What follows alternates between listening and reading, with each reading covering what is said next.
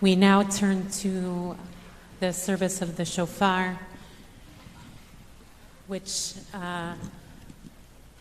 is thought about in many different ways. There's not just one way the Shofar, just like there's the saying, Shivim Panim La Torah, there are 70 faces of the Torah. In many ways, you could say the Shofar also has many faces in terms of, one, the role it plays in the service, and two, how it's thought about. This is Yom Teruah, a day of Zichron Teruah, as Aaron said, the memory of the blowing of the shofar, that call, and that happened actually in the stories in our Torah, but also it symbolizes many other things. And so today and tomorrow we'd like to look at a couple and discuss a little ways that the shofar is understood as we enter this most awesome part of the tefillah, the prayers, and hear the shofar, which will not only be sounded in this space but also outside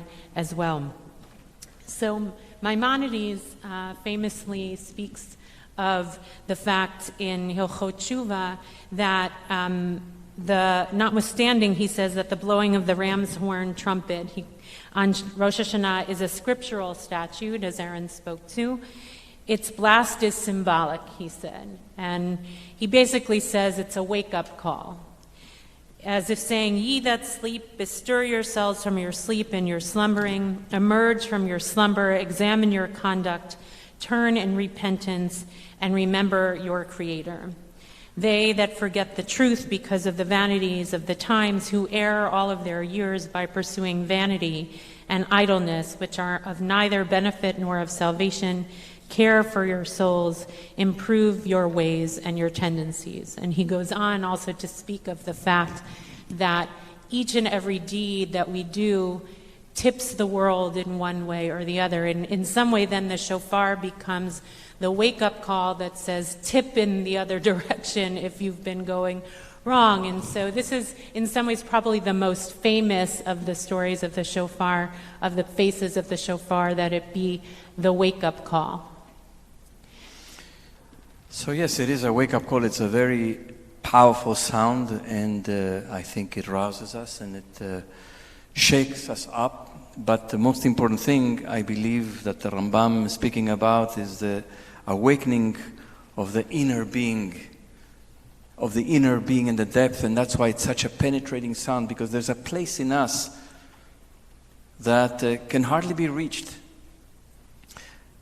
We can't reach that place exclusively with words. It cannot often be reached even by the witnessing of our own pain and our heartbreak, and not by the pain and the heartbreak and the suffering of others. Sometimes the inner being remains asleep to all those things. And I think that comes the sound of the shofar, and it wants to stir that part in ourselves that is at the very, very depth, at the core of the being, that is asleep, to rouse itself up and to see, to understand, to see ourselves as we truly are, to see the world as it truly is, and to call us to action. That's one, I think, understanding. The other understanding appears often also in the Hasidic literature, and it says that it's the mutual awakening of humans and God, which is such a chutzpah concept to say that the shofar is meant to also awaken God. I have to say that this year in particular, with all the challenges that we're facing, the great, great challenges that we're facing, and I think that we are, as a humanity, I think we all feel, with climate, with inequality, with racism, anti-Semitism, with all the terrible things that are happening, the inequality that is growing, we feel that we're coming closer and closer to a cliff. I personally believe that we will not be able to get out of this predicament, of this grave predicament in which we find ourselves without God's help. And I don't mean that there's going to be some sort of a hand from heaven that is going to be like the one depicted in this stained glass, that is going to raise us from our misery, But there has to be an awakening of the divine within us. We all have a consciousness, and in that consciousness, in the depth of that consciousness, in the depth of the human heart, resides the divine. And unless that wakens up and comes to the rescue, I think there is no future for humanity unless we wake up, unless God wakes up, unless the God in us wakes up and comes to the rescue. I don't think we can just do it by our own means. And I fervently believe that we have to pray for that there comes some illumination, that there comes some help, that there comes some guidance, some path forward to lift us up so that we can make the changes we need to change. And we need to awake, and to awake the divine as well. I think one of the things that's so penetrating about the shofar when it sounded well, I know there's a verse, is that it's raw, right? It doesn't have actually, I mean, we have an incredible group of musicians who really usher us in such powerful and beautiful ways during Yamim Nara'im and of course on Shabbat as well. But the shofar is not meant to usher. It's meant to penetrate in a way that actually makes us vulnerable, and that if it's too clean a sound, it doesn't do the wake up in the same way. It's almost too pretty. And I think that sense of that broken, raw sound is exactly the way we're meant to feel in many ways, which is what you're speaking to, is not to listen from a place of like curiosity, but actually to listen from a place of rawness and vulnerability, to do that wake up, not like a wake up call or an alarm clock that we just wake up to every morning, but that sense of what's at stake really in our own lives and in the lives of the community and the world. And so that is the power, I think, of there's no sound like the sound of the shofar when it sounded that way, that it really, I think, speaks to that rough, raw... Primordial. Yes, yeah. I think there's something very primordial in that sound, and I think we need to listen for that, not to the beauty.